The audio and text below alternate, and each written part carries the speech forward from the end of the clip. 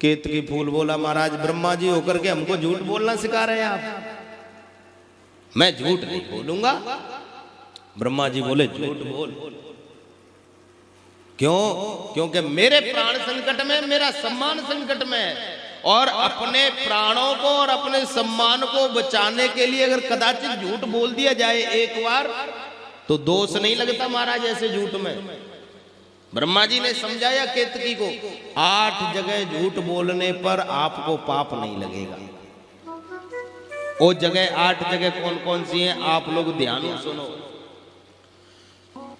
फिर हम लोग गौ सेवा की सूचना सुनेंगे। स्त्री सो नर्म विवाहे च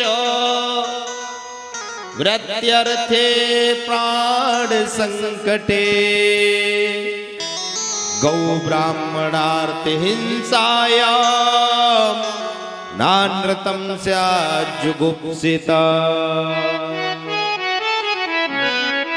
ब्रह्मा जी कहते हैं केतकी, अगर काई कन्या को विवाह हैरो होए और नेक झूठ मूठ की कन्या की बड़ाई करनी पड़ जाए, झूठ बोलना पड़ जाए, तो वहां झूठ बोल देना चाहिए, पाप ना लगे।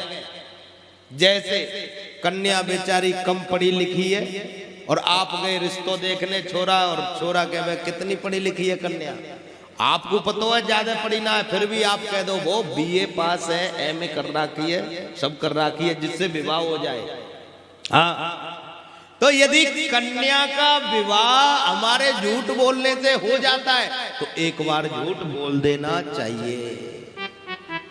और इन माताओं से कोई राज की बात छुपानी हो तो इन माताओं से भी एक बार झूठ बोल देना चाहिए। अपनी घरवाली से, आपकी घरवाली की बात है, अपनी घरवाली से कोई राज की बात छुपानी हो तो झूठ बोल देना चाहिए एक बार। इनको राज इतनी जल्दी नहीं बताना चाहिए। हंसी मजाक में झूठ निकल जाए तो वो झूठ नहीं माना जाता। और अपना सारा धन नष्ट होने वाला हो और एक बार झूठ बोलने से हमारा धन अगर बच जाता है तो हमें उस झूठ का फायदा उठा लेना चाहिए।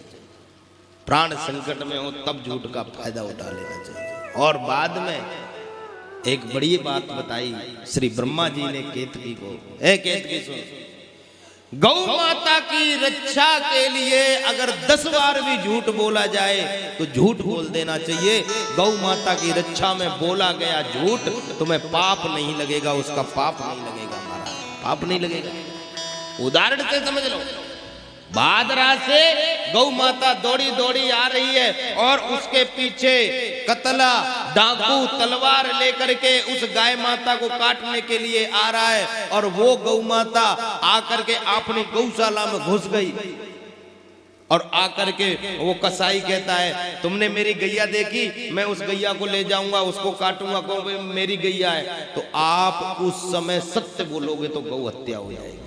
आप झूठ बोल दो भाई तेरी गैया माने कौन देगी, भाई हिसार कहानी भाग गई है, जा तू वहां देख ले, और उस गौ माता को झूठ बोल करके प्राण रक्षा कर लो, आपको झूठ बोलने का पाप नहीं लगेगा। ए ब्रह्मा बाबा बताने लगा, ब्राह्मण की हत्या को रोकने के लिए झूठ बोलना पड़े।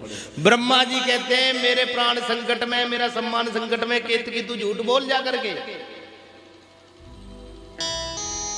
महाराज ऐसा ही हुआ, विष्णु जी के नजदीक आए और ब्रह्मा जी ने कहा मैं इस स्तंभ का सर देख के आया हूं, और देखो प्रमाण वो केतकी फूल है, ये फूल प्रमाण है। बोल भाई केतकी, हाँ जी हाँ ब्रह्मा जी सर देख के आए हैं। नारायण के सामने झूठ बोल दिया। पर महाराज जैसे ही झूठ बोला और जैसे ही ब्रह्मा जी ने अपना अधिकार प्राप्त करना चाहा कि अचानक वहां बिजली की गड़गड़ाने लगी, बादल महाराज अनेक प्रकार की आवाज करने लगे, और उन सभी देवताओं के बीच में देवों के देव महादेव त्रिशूल लेकर के प्रकट हो गए। महाराज देवों के देव महादेव प्रकट हो गए, और तुरंत महादेव ने वीरभद्र को प्रकट किया और कहा कि इन ब्रह्मा जी ने 5वें मुख से झूठ बोला है, तुरंत उस मुख को काट दिया जाए। और वीरभद्र ने प्रकट होकर के हाथ में, वो भैरव ने प्रकट होकर के हाथ में तलवार लेकर के ब्रह्मा जी के 5 मुंह से एक मुंह को काट दिया तुरंत। ब्रह्मा जी झूठ बोला है, झूठ प्रिय नहीं है, मैं शंकर हूं। और इस केतकी फूल ने ब्रह्मा जी का साथ दिया, इसने भी झूठ का साथ लिया है। इसीलिए आज के बाद ये मेरी घोषणा है कि शिव जी का जहां भी पूजन होगा, शंकर जी का जहां भी पूजन होगा, वहां पर केतकी पुष्प का प्रयोग नहीं किया जाएगा। आज के बाद ये शंकर केतकी पुष्प को पूजा में स्वीकार नहीं करेगा। जाओ। और नारायण को बुलाया, विष्णु आप इधर आए, नारायण आप इधर आए। शिव जी कहने लगे कि हे विष्णु, तुम ईश्वरत्व की इच्छा से सत्य वक्ता बने रहे, आप इस पूरे संसार के पालन करता होने के बावजूद भी आपने झूठ नहीं बोला। ईश्वरत्व तो आपके अंदर बसता है। इसीलिए मेरा वरदान है कि संस्कार में तुम मुझसे ज्यादा सत्कार पाओगे, मुझसे